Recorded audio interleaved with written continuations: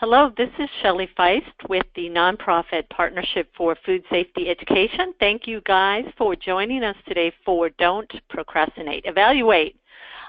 This webinar today is about more than just evaluation, but it really is to kind of help guide you to some resources for your 2018 program planning, and especially if you have not done program evaluation or built it into your programming, we think we're offering some great advice for getting started with that. So thank you again for joining us. Again, I'm Shelley Feist with the Partnership for Food Safety Education.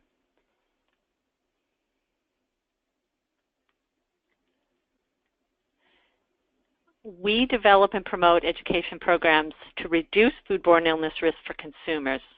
We are a nonprofit organization that relies on grants and donations, and we are the keepers and stewards of the Fight Back campaign. So that's a little bit about who we are.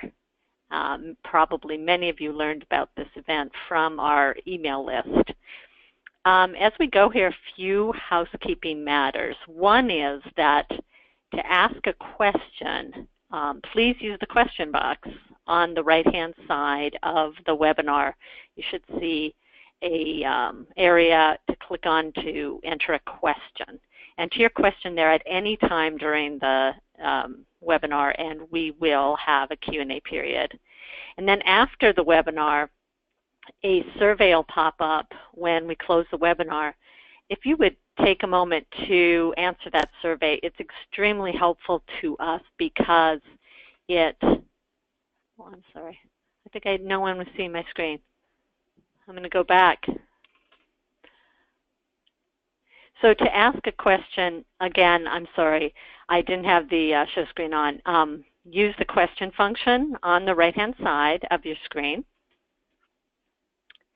After the webinar, a brief survey will pop up as soon as we close the webinar. Please respond to that if you would, because it really helps us with planning better programming for you, addressing your specific interests and needs. So please answer that because it helps us enormously to develop better programming for you.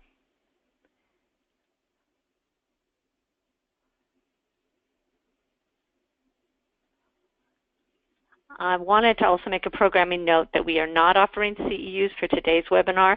We often offer CEUs, and we will usually tell you that in the announcement of the event. We are not offering CEUs today. We will be offering CEUs for our next event in October the 25th, if you want to make a note of that on your calendar. Our next webinar on the 25th of October at 1 o'clock. We will offer CEUs. So I'm Shelley Feist. I'm Executive Director of the Partnership for Food Safety Education. I'll be sort of our moderator today. And Ima Rouhani is with us today. She's a public health educator at the USDA, or I'm sorry, at the U.S. Food and Drug Administration. I'm reading my acronyms and I shouldn't use my eyes, use my head. And she was instrumental in the development of some of the material we're going to talk about today. So we're going to start with a poll question because I know we're kind of just entering the fourth quarter. I know where I am with regard to working on next year's planning. So I'm curious, how far are you all along with your planning? And I'll answer honestly also. So please take a moment to give us your feedback. How far along are you with your program planning for next year, which is 2018? Take a second to vote so we can all see what's going on with people.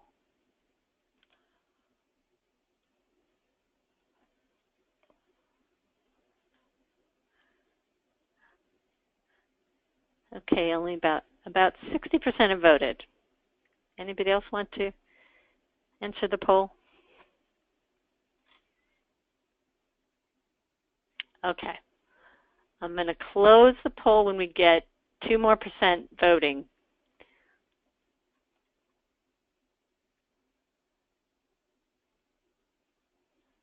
Okay, thanks. Closing it. Okay. This is great. I think more than half of you have started, and about a third of you are kind of where I am, which is, I'm not quite there yet. I have started, I should say. But yeah, at this time of year, you're probably just coming to the realization that it's not long now. Thank you for voting on the poll.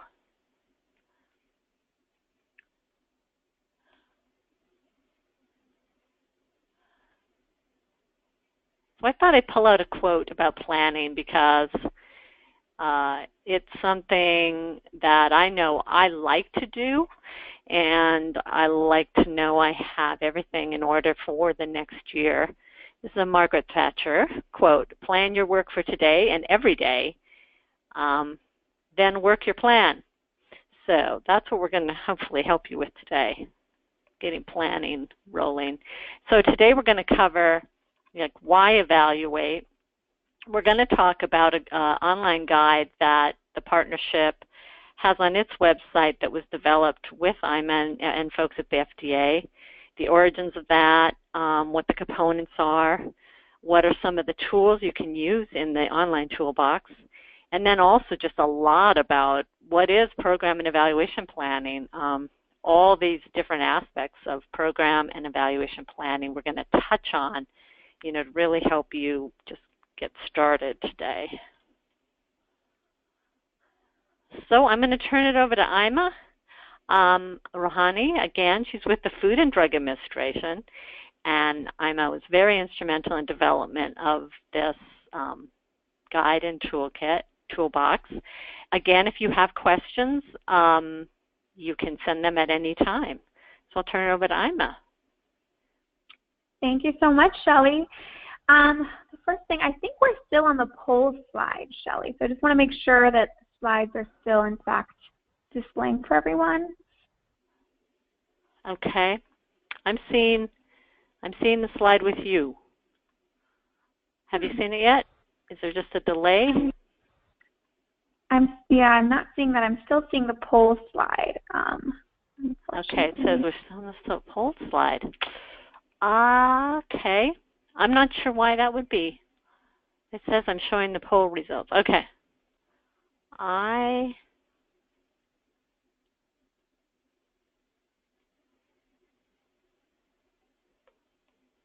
Okay. Are you still seeing poll results? Yes, I am. I don't know. Okay. It's me. Okay, now Nope. I'm seeing the slides. Okay, I'm sorry. There we go. Perfect. All right, so hi everyone. As Shelley mentioned, I am a public health educator at the U.S. Food and Drug Administration, and I'm going to talk to you all about program planning and evaluation planning and a resource that we have developed just for you. So I'll start by talking a little bit about the benefits of evaluation. So why is it important for us to evaluate? So to start off, evaluation is really a key component of a successful program because there's no way for you to really know what kind of effect or impact your program is actually having without a program evaluation. And then an evaluation can also help you understand your program, identify the strengths and weaknesses of your program, learn from mistakes, and then also continuously refine and improve your program and the strategies and methods that you're using. Evaluation data can also be used to ensure that your resources are expended as efficiently and effectively as possible. And evaluation data can also provide all program staff with insight to help them understand the impact of the program, the audience they're serving, and the role that they can play to contribute to the program's success. Evaluation data can also help you monitor your program and ensure accountability and that all staff are following through with their responsibilities. And then last but not least, by sharing what you've learned from your evaluation, you can help other health educators design their own programs more effectively. So it's a win-win. Ima, I'm only Yes. seeing the slide with you on it and with your picture on it. There might be a lag in that case. Do you want to just take over and go to the next slide, Shelley? Okay, yes. I can, if it helps. Okay. Seem to have legs everywhere today. Yeah, I think so. Okay. Okay. We're at the right so you talked about why evaluate. Yes. So we'll go to the next slide. So in collaboration with the Partnership for Food Safety Education, we recently launched the Consumer Food Safety Educator Evaluation Toolbox and Guide. And so this resource is available on evaluationguide.fightback.org.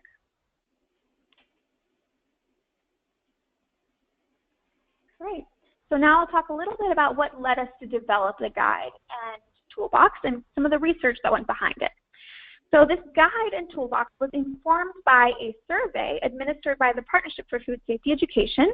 And in the survey, the majority of a convenience sample of food safety educators, so about 63%, indicated that they would like more training on evaluation. And then the survey also found that of 400 organizations that were involved in food safety outreach, about a half were not or did not know if they were evaluating their programs. In addition, after some research, we found that online educational materials focused specifically on the evaluation of consumer food safety education is limited, making a resource such as this guide really important to have available. And so findings from a comprehensive assessment of consumer food safety education strategies also informed the guide's content. And drafts of the guide were reviewed by 10 health educators who provided feedback during drafting stages to improve its content and usability. And these reviewers included health educators at the FDA, and 6 one-on-one interviews were also conducted with consumer food safety educators across the country. And so we launched this resource at the Consumer Food Safety Education Conference in January, so this past January. And we also did an evaluation pre-conference workshop at the conference and provided handouts to all the participants on the resource and where they can go to access it. All right, so the guide is available in both a web and PDF version. The web version is easier to navigate, but you will need to sign up and log in for some of that web content. And I will give a little tour later on in the presentation, so I will show you exactly what we mean. And there are several chapters that the guide covers, such as the overview and importance of evaluation. There's formative program planning, mapping the intervention and evaluation, selecting an evaluation design, data collection, data analysis, and the toolbox. So the toolbox contains customizable resources for you. So for example, it includes a printable tip sheet for when you want to evaluate an educational presentation, such as a workshop, a class, or training, or a webinar. There's also a tip sheet for sharing and evaluating educational information you may have online, such as an online fact sheet, an online infographic.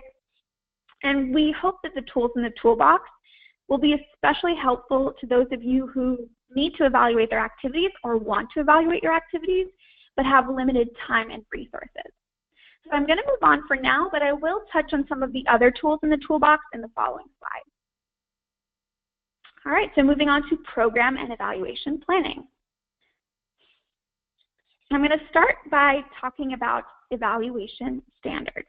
So the Joint Committee on Standards for Educational Evaluation has identified 5 attributes of evaluation standards that can help you ensure that your evaluations of education programs are ethical, feasible, and thorough. So the standards include utility standards, which can help you ensure that your program evaluation is informative, influential, and that it provides the target audience or your stakeholders with valuable and relevant information. So these standards require you to thoroughly understand the target audience's needs and to address them in the evaluation. We also have feasibility standards.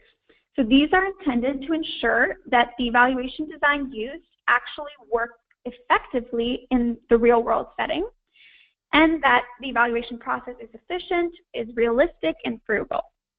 There's also proprietary standards, which refers to protecting the rights of individuals who might be affected by the evaluation and supporting practices that are fair, legal, and just.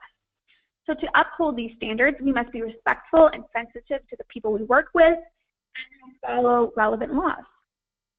There's also accuracy standards, which means ensuring that evaluation data, technical information, and reporting is actually accurate in assessing the program. And then lastly, we have evaluation accountability standards.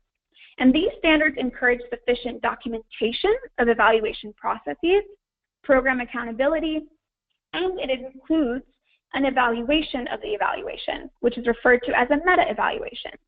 So this provides the opportunity to understand the quality of your evaluation, and then for continuous improvement of evaluation practices. So for a full list of these standards and exactly what they mean, you can head to the Joint Committee on Standards for Educational Evaluations website, and the link is included in the slides and is also included in the evaluation guide and toolbox. So I wanted to touch on these standards because it's important to keep in mind that not only is it important to evaluate your education program, but it's also important to think about the quality of your evaluation and to ensure that it's ethical, accurate, and as thorough as possible. And another key factor for having a successful evaluation is to think about these standards and plan your evaluation as you design and before you implement your program, not after. So really, evaluation planning and program planning should go hand in hand. So if possible, consider forming an evaluation team of staff, partners, and stakeholders to ensure that the needs of various stakeholders are being met and that unique and diverse ideas and resources are being brought to the table. So the guide includes strategies for building a team, tips for selecting a team leader and forming partnerships, and a list of relevant stakeholders and potential partners you might want to consider. So build these partnerships to support your efforts. Partners could include other health educators, local teachers, previous program participants. Consider including a key informant from the target audience that can provide valuable insights about the individuals you're trying to reach. So think about who your stakeholders are. Who else has a common interest in the work that you're doing and in promoting food safety? So for example, you might want to reach out to local science teachers, local grocery stores, local health organizations or health departments doing work related to food safety, or local food banks or community centers. So again, just think about who has a common interest in the work that you're doing and reach out to them to join your team, your evaluation team. All right, so now another key part of an evaluation is knowing exactly who your target audience is. So this generally comes into play when you're developing your program or identifying your activities. So if you are starting a new program or a new activity and trying to identify your target audience, there are a few ways you could approach this. You could start by narrowing down the segment of the community that your program will focus on and serve by thinking about who is the most vulnerable to foodborne illness, or what individuals you think will most benefit from your materials and your resources. You could also think about narrowing down your target audience to people who can function as gatekeepers and who will use your program to not only benefit themselves, but others as well. So for example, you may choose to focus on parents in your community because increasing their knowledge about food safety may lead them to model and teach safe food practices to their children. Or another way to do this is to identify a specific setting to focus on, such as residents in a specific zip code, residents of a senior center. And then once the setting has been selected, conduct a needs assessment to identify what target food safety behaviors you should focus on. And we'll go into needs assessments a little more in the next slide. But another way to narrow down your target audience is to start with a desired behavior. So if you have a specific behavior in mind, your target audience can be individuals who do not already practice that behavior.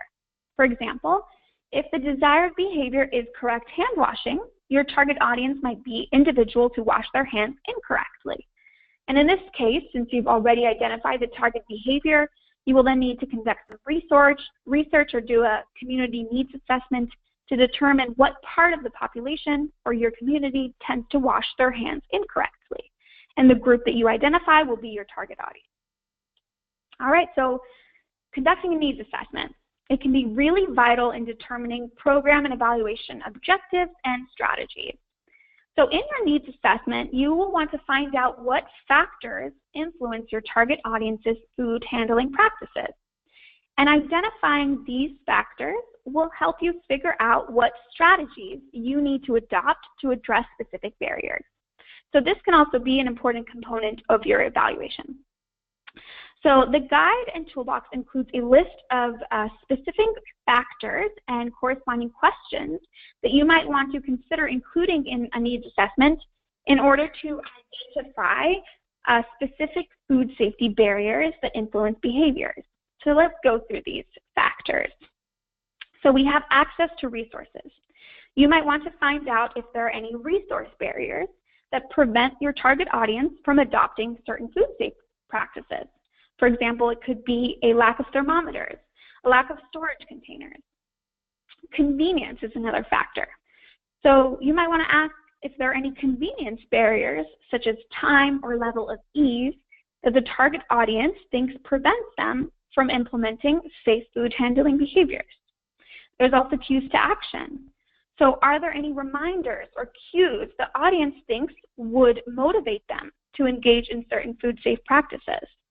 Or are there any that they have found to be successful in the past? And then there are several knowledge-related factors and questions, such as inaccurate knowledge or beliefs. So does the target audience have any inaccurate beliefs related to food safety and foodborne illness? Or does the target audience have any specific knowledge gaps related to food safety and food handling behaviors? Or does the audience understand why a specific behavior is recommended and how it prevents foodborne illness? And then does the audience understand exactly when and under what circumstances they should engage in a specific food handling behavior? And then also there's the issue of self-efficacy. So does the audience know how to engage in the specific behavior you're focusing on? Do they believe that they are capable of engaging in that behavior? Public policy is another factor to focus on. So you might want to find out if there are any policies in place that prevents or makes it more challenging for the target audience to engage in a recommended behavior. So ask, what existing policies influence the audience's food safety knowledge, attitudes, or behaviors? There's sensory appeal as well. So how does the smell, appearance, taste, and texture of a food influence the target audience's food handling practices?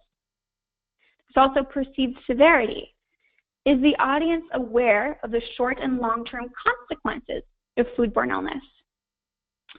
Social norms and culture is another factor to investigate. So what kind of food safety attitudes, beliefs, and behaviors does the target audience's social circle, including family and friends, possess and engage in?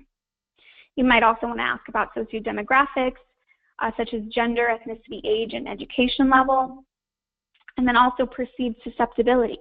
So how susceptible does the audience feel they are to foodborne illness, resulting from food handling practices at home? And then lastly, trust.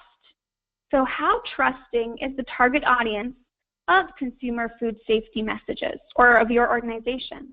And do they find sources of food safety messages to be credible? So again, these are factors you could also follow up on when you collect evaluation data following the implementation of your program or activity. And there are also barriers you might want to consider focusing on in your program through your program activities and education materials.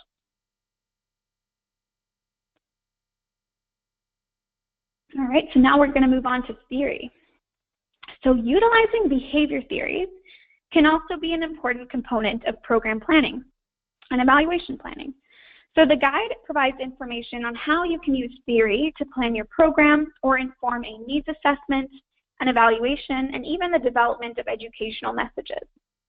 So using a theoretical framework for understanding how and why individuals engage in behaviors can be useful to identify what questions to ask in your needs assessment, as well as later on in your post-evaluation surveys. And it can also help you identify effective strategies to use in your program. So behavior theories can also help you narrow down your evaluation approach and the main questions you want to answer to determine the impact and outcomes of your program. So the guide provides examples of how constructs from two theories, the trans-theoretical model and the theory of planned behavior, can be applied. And so I'm going to use the example of the trans-theoretical model for us right now. So it's also referred to as the stages of change theory, which you might be familiar with. And it provides a framework for the stages an individual can experience before successfully changing their behavior. So in the trans-theoretical model, there are 5 stages. There's the pre-contemplation stage, when an individual is not thinking about changing their behavior and may be unaware of the consequences of his or her actions. There's the contemplation stage, when an individual has not yet taken action, but is seriously considering changing his or her behavior in the next 6 months. Preparation, so this is when an individual is preparing to make a behavior change. There's also action, so this is when an individual has been successful and consistent in engaging in the new behavior in a 1 to 6 month period. And then lastly, there's the maintenance stage. So this is when an individual has engaged in behavior change for 6 or more months. So now understanding what stage of change your target audience is in could be valuable. It could help you determine how to strategically communicate with them. For example, the needs of individuals that are in the pre-contemplation stage and are not thinking at all about food safety might be different from individuals in the preparation stage. So for those who are in the pre-contemplation stage, you might need to put a greater emphasis on why safe food handling behaviors are important in the first place. Individuals in the contemplation stage may already understand why food safety is important, and they might just require more support in terms of encouragement or helpful tools to teach them how to adopt the new behavior. So other key constructs of the trans-theoretical model are decisional balance, or what individuals perceive are the pros and cons of engaging in a specific behavior, and then self-efficacy, so how confident the individual is in his or her ability to engage in the behavior. So as you can see, exploring these constructs can help you understand more about your target audience, its beliefs related to consumer food safety, and it can also help you figure out how to best promote safe food handling practices to the group. All right, and I think we have a poll question now. Yes, we have a poll question, and I'll make sure we get the poll slide down this time. Okay, I'm going to launch our next poll, and we'd love you to participate. So we just talked about theory. Have you used theory to drive, I can't even read the whole thing, to drive evaluation? Do you want to read it, Ima? Sure. Have you used theory to drive evaluation efforts, messaging, or education strategies? All right, thanks. This I'm really interested in to see what people have to say. So please vote. Also, if you have used theory in your program development, share more about this in the question or chat box, because we will bring it up. I'm sure other people would be interested in knowing your experience with that. So please either ask a question about it, or if you have something to share about your experience, type that into the questions. Okay, we've got 60% voting. Anyone else want to vote before I close it? Okay, I'm going to close it and show it to you, and then I'll close it. All right, we've got more than half saying yes, they have used theory to drive their evaluation, messaging, or educational programming. That's exciting. That's a good number. Yeah. Yeah. That's great. And of course, keep in mind, that's part of why we're here, is that, you know, where you're wanting or needing more help to dig in deeper, I think you'll find that those resources are part of what I'm presenting, and they're part of the toolkit. Okay, I'm going to hide and redock it. All right. Perfect. All right, so the guide and toolbox also includes strategies for developing and disseminating educational messages. So this is more on the program planning side. So when crafting food safety messages, think about what you want people to know and what the primary purpose of your message is. So there are 3 different types of messages you could use to influence food safety behavior. So there's awareness messages, and these messages increase awareness about what people should do to prevent foodborne illness, who should be doing it, and where and when people should engage in safe food handling practices. And a key role of this type of message is to increase interest in the topic of food safety and to encourage people to want to find out more about how to prevent foodborne illness. There's also instruction messages. And these types of messages provide information to increase knowledge and improve skills on how to adopt new safe practices to prevent foodborne illness. So these types of messages can also provide encouragement or support if people lack confidence in engaging in the new behavior. And there's also persuasion messages, which provide reasons why the audience should engage in a new food handling behavior.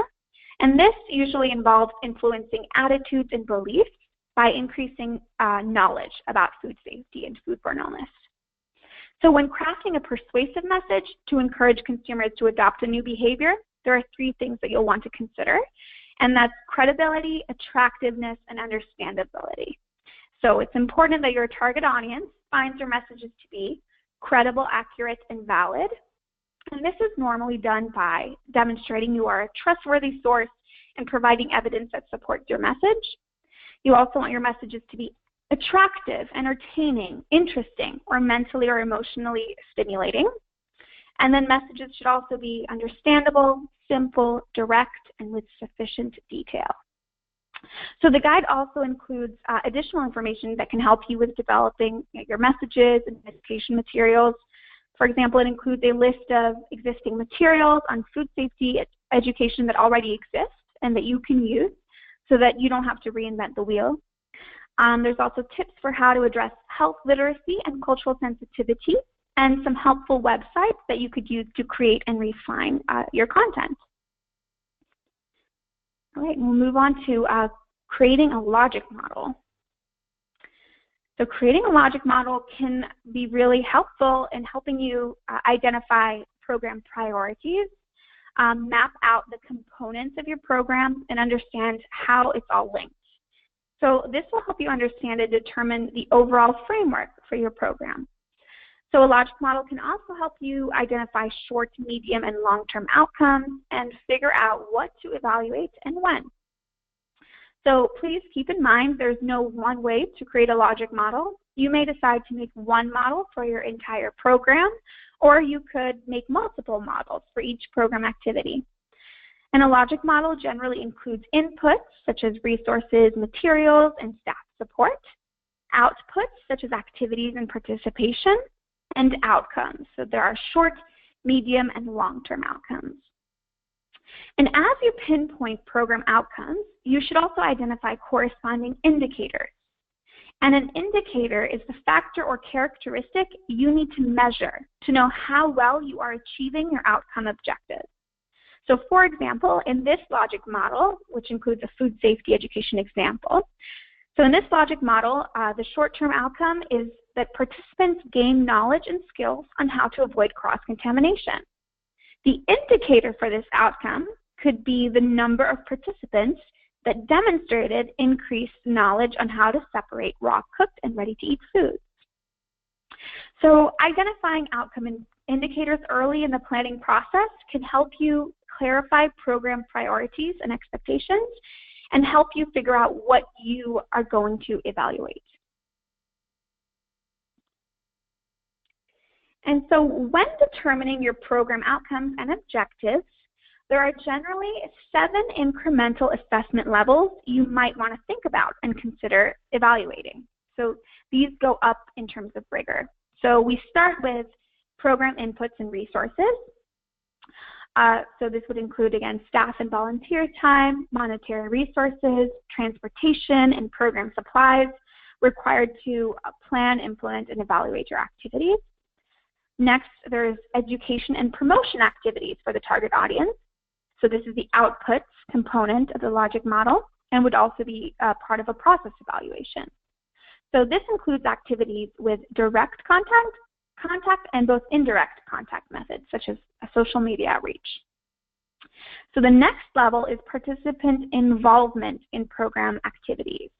So this could include frequency, duration, and intensity of participation or the people you reached. After that, there is positive or negative reactions, interest level, and ratings from participants about the program. So this can include feedback on program activities, topics, methods used, or feedback about facilitators. There's also, the next level would be changes or improvements in learning or knowledge, attitude, skills, and aspiration. And so these would be as a result of positive reactions to participating in your program activities. And you might use this as part of your short or medium-term outcomes in your logic model. Next, there's new practices, actions, or behavior changes that occur when participants apply new knowledge, attitude, skills, and aspirations that they've gained from the program. And this might be your medium or long-term outcomes in your logic model. And lastly, we have changes, impacts, or benefits from your program to social, economic, and environmental circumstances.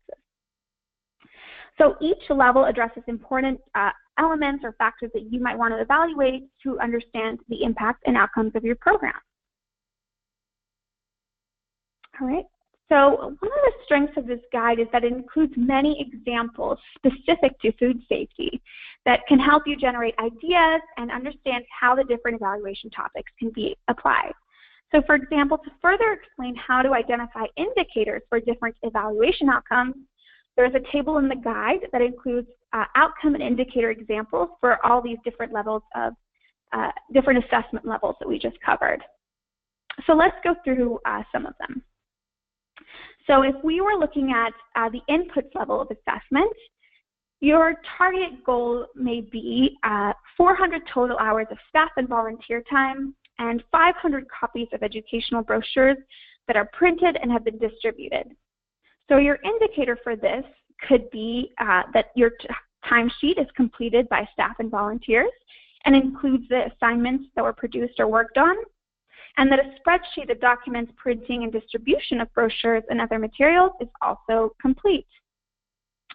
For the activities level, your goal may be to conduct a needs assessment, a focus group to finalize program materials, messaging, and also to do a workshop. So indicators could be frequency, duration, methods, and content of program activities are documented and reported on. So participation, your goal might be that you have your target quota for participation is filled, and that workshop members consist of your target audience, and also that participants stay for the entire duration of the workshop. So indicators would be that the participant sign-in, sign-out sheet for workshop is filled out, that the sheet documents the time participants sign in and out, and whether or not the participant is actually a member of your target audience. All right. So the reactions assessment level. So your target outcomes may be that participants find the workshop content and the facilitators to be engaging, and that they find the information to be relevant and important to them. So your indicators could be a brief follow-up survey that you distribute for participant feedback, and that participants provide a high rating level for factors such as topic area, workshop facilitation, workshop format, and content. So next, we're looking at learning or knowledge, attitude, skills, and aspiration. Your goal for that might be that participants gain knowledge and skills on how to avoid cross-contamination. And the indicator would be the number of participants that demonstrated increased knowledge on how to separate raw, cooked, and ready-to-eat foods during food prep and storage. Next, actions or behavior. So your goal might be that participants apply the skills they've learned to avoid cross-contamination. And your indicator would be the number of participants that reported application of their new skills and separated raw cooked and ready-to-eat foods during food prep to avoid cross-contamination. And lastly, an impact goal might be that there are fewer incidents of foodborne illness in your community due to unsafe food handling. And the indicator would be that the data shows reduced incidence of foodborne illness in your community due to unsafe food handling. So when determining your outcome objectives, it's important to ensure that they are SMART. And so a lot of you may already be familiar with this, but try to be as specific as possible. So identify exactly what you hope the outcome to be and include the 5 W's, which are who, what, where, when, and why. You also want to try to make sure your objectives are measurable. So quantify the outcome and the amount of change you aim for the program to produce. You also want it to be achievable. So be realistic in your projections and take into account assets, resources, and limitations. Also try to be relevant. So make sure your objectives address the needs of the target audience and support the overarching mission of your program or organization. And then also time bound. So provide a specific date by which the desired outcome or change will take place.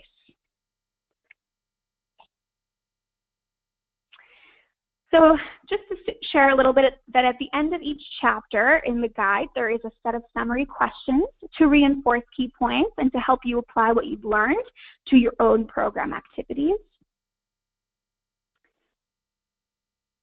And as previously mentioned, the toolbox includes customizable tools for you to download, and you can do that as a Word document or as a PDF. And again, it can help you apply things that you've learned and get started with planning or evaluation. So, for example, to help with planning and evaluation budget, you can download this budget tracker form to customize, edit, and use. There's also the activity tracker form that can help you with process evaluation. So you could hand this out to staff to complete as they're implementing their activities, and the form can help you collect information on the type of activity that was implemented, the main objectives, resources used, and the names of staff or volunteers that were involved. It can also help you track a count of direct and indirect contacts and collect demographic information.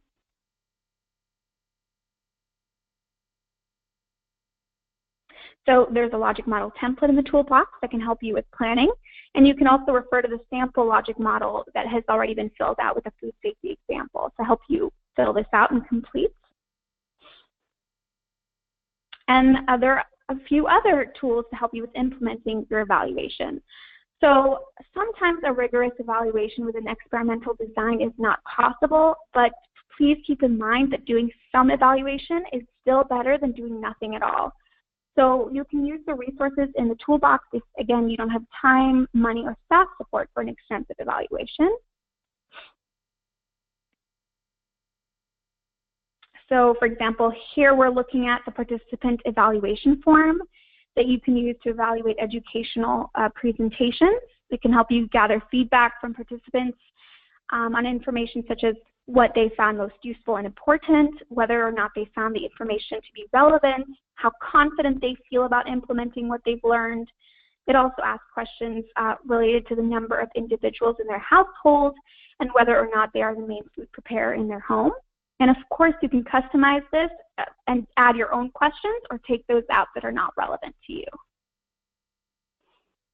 And there's also the educational material feedback form, which will help you gather usability data and feedback on your materials and handouts. So you can find out if the material or resource that you provided was useful, if the person filling out this form intends to use the information in the material, what topics they would like to learn more about, and how they think the information you provided could be improved. And lastly, the toolbox also includes templates if you want to track and document web and social media metrics. So for Twitter, this could be numbers of likes and retweets. For Facebook, the number of shares, new followers, or likes. and for your web page, the number of views, new visitors, average time spent on the site, and number of unique visitors. And these can be particularly helpful for you to track following an education campaign or program. All right. So I know we're running short on time, I think, but are we still okay with doing the online tour, Shelley? We can do, let's do it quick, and then I'll give people take some time to ask questions. Put your question in the question box while we do the tour, and then when we come back, we'll answer some questions. We'll do this about, I don't know, 5 minutes. You want me to give you a cue? Sure, yeah. Okay. All right. I have to first show you the ugly background of the whole thing. Let's bring up the gorgeous toolkit. I think I'm in the formative program planning. Is that where I'm? Yes. Tell me where you'd like me to click. Well, so let's first go to the About and Login tab. I want to show everyone that it's very easy to download the PDF of the toolbox and guide. So if that's what you want to do, it's you see where it says you can download. Oh, okay, we can scroll down too. Did I skip off it? No I know worries. it's at the bottom. No, there of the it page. is. It's at the bottom and there's a link at the top. So there's two ways. There's a link at the top that if you click on it, it will take you right here. And you can download the full PDF of the whole guide. Yes. Okay. And then to navigate the beautiful website, you will need to log in. I think it just asks you for some basic information like your name and your organization. And I mean, it's totally free, but then that will allow you to navigate the entire website. And that might be easier and more visually appealing to you all. Yeah. So let's maybe look at the formative program planning tab. So we just went through a lot of this content. So let's scroll down a bit. I want to show everyone that there's these how they did it boxes. So each chapter has these how they did it boxes, and it portrays a real life study and shows you how other people have evaluated their program. So it can help generate ideas. And there's also a link to that actual study at the bottom of the box. So again, it's a real life example of how the different topics that we cover have actually been implemented. And I know we haven't covered that today, but of course, as I mentioned, we also go into implementing your evaluation. So selecting an evaluation design, data collection, and data analysis. So maybe we can go to selecting an evaluation design. Yep. Yep, so this chapter covers things like when to collect evaluation data, the issue of internal validity. There's also a table. Yep, so that table, it gives you all these different design options that you may want to use to implement your evaluation. It also provides examples and descriptions of what implementing that design would look like, and then also benefits and limitations of all these different design options. So that's something that you might find very useful. All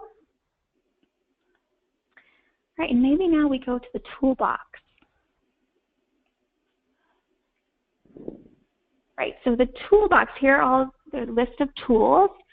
Maybe we can start with the first one. So this is a tip sheet for evaluating educational presentation, such as a workshop or a webinar. And again, there's tips for what to do before your activity or program, what to do during, what to do after, and it also links to all these tools and websites and resources that can be helpful to you. So this is just a quick tip sheet that you can find. Lots of downloads. Yep. Okay, is there one more place you'd like to go? Well, let's just show them one other tool in the toolbox, and then we can. And so I want to show people how they have the option to download something as a Word document or as a PDF, which is great. Oh, down here, yeah, like activity tracker form can be either a Word document or PDF. Exactly. And the Word docs, then you could edit them or modify them for your own needs. Exactly. Yep. Okay. I think we covered almost everything then. So see, these are all links that will take you to the different. So the navigating of the, by registering, and you're able to navigate what is a lot of material, and of course to download the individual tools. Okay, thanks, Ima. I'm going to try to get back to the webinar here now. Back to the slide. Sounds good, yeah. Hold on, everybody. Okay, that was our tour. All right. How do you feel? Let me see. What else? Did you have other stuff to cover? Yeah, we had a poll question. That was it. And then we're going to go right. Okay. Should we do the poll question? Yeah, let's do it. The poll question's about, now that you've kind of seen this and we've been talking about it, would you plan to use any of this, these portions of this online guide and toolbox in your planning? We know that about 33% of us haven't really started yet, so we could work it right into our planning. So would you take a moment to give us some feedback on this? And then, of course, as I said, we're going to go right to some questions. We do want to make sure we end within the hour so that those of you who probably have a lot of work to do items can get back to it. We're always open for your questions, and there'll be a slide, too, where we can tell you how to get a hold of us. So I'm going to close this poll. If you want to, please take a minute to give us some feedback. It helps us a lot. I'm going to close it once we get 2% more. There we go. Okay. And then I'm going to share with you guys. So this is great. You're all saying, many of you are saying yes, you're going to use it, and then another big portion of you want to explore it further, which we urge you to do. It is free. It's free, and you do not have to register. But again, to register gives you more access to and more navigability. I'm going to use a big word. Okay.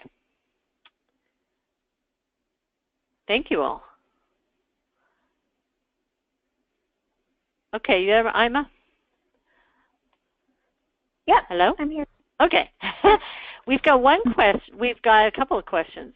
Here's one. I don't know how you'll feel. It's both Ima and explained. We're not per se evaluation experts, but we did have a lot to do with the development of the guide, and we maybe can help you with a question, give you some guidance. This question from Renee. Is it your experience that it's harder to advance people through the stages of change using educational programs when the audience is fairly transient? It's a very good question. I don't know that I can speak to that. I personally have not applied theory to evaluate programs.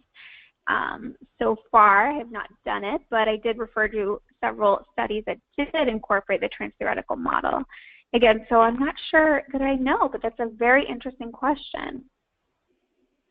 Yeah, I would refer, as you said, you have a resource list.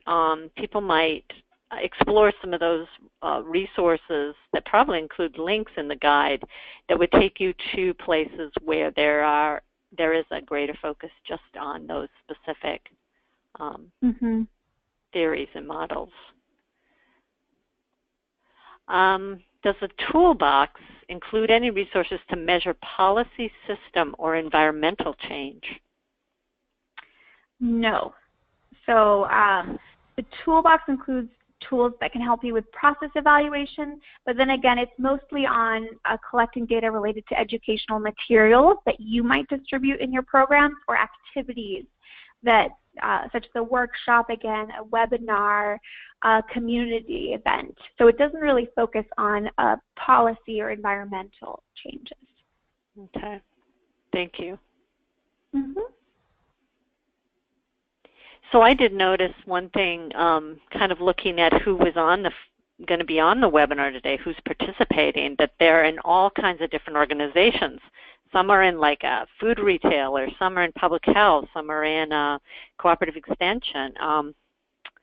What would you say generally about the tool for these different types of organizations that might be doing different kinds of outreach I think or work with the guide and toolbox, I think the guide and toolbox can really help anyone, so any sort of health educator with their program and evaluation planning, and then it can also help just not even health educators, so anyone that is involved in developing programs and evaluating them. I think the strength and benefit of this guide is that it does include a lot of really specific consumer food safety examples, but again, these are just examples, and a lot of the general guidance applies across the board. Right. Well, thank you, Ima. I'm gonna move us to close, and I do want to encourage people to check out the evaluation guide, to follow us, because we are going to be talking about the guide more. We're going to be occasionally offering webinars like this, and we'd love to continue to support you as you all look at using this. Here is how to get a hold of Ima and myself. Let us know if you have questions, comments. Ima's included a good set of the references that are behind the guide and behind particularly what she talked about today.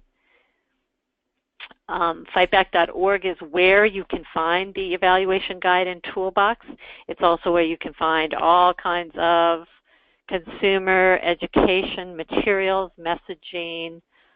So if you're not familiar with fightback.org, you might want to get on our e-list. If you are doing work in consumer food safety education, we send weekly emails, and we are constantly developing new materials, new messaging, things that we hope you can just grab and go and use in your programming. Our next webinar is, as I said, October 25th, Wednesday, 1 o'clock. We're going to be talking about the story of your dinner. We're going to be showing you some great tools that were developed for the Story of Your Dinner campaign this year to talk about consumer food safety education, recipes, all kinds of cool holiday material. So please make a note of that. All the work we do to present these webinars to you and to be in touch with you and develop new materials, we rely on grants and contributions. Our sponsoring partners are instrumental in our work to continue to develop material and outreach around consumer food safety education. So we want to thank them for their support. We also have a group of donors whose real interest is in making sure that you, the backfighters, have access, have a quality website to go to, and programs like this. So we thank our community connectors for their support. As I mentioned, a survey is going to pop up right after we close the webinar. This survey feedback is always read by us, always used by us. We welcome your feedback. It helps us a great deal, and our interest is in making sure that you are getting stuff that you need. So I want to thank you so much for all the work you've done on the evaluation guide and toolbox, as well as how you're always willing to help educate others about this topic. Of course. Thank you so much for having me today. It's been great speaking with you all. Okay. And I'm sorry for the little glitches at the beginning. Thank you all for your patience and for sticking with us to the end. Thanks so much. This webinar, the recording of it, such as it is at the beginning, will be available at fightback.org under our recorded webinars, which is in our events tab. You'll find many recorded webinars there, and they're all available for you to take a look. So thank you, Chris, for saying have a great day. Always a pleasure to be with you, and thanks all. Be in touch.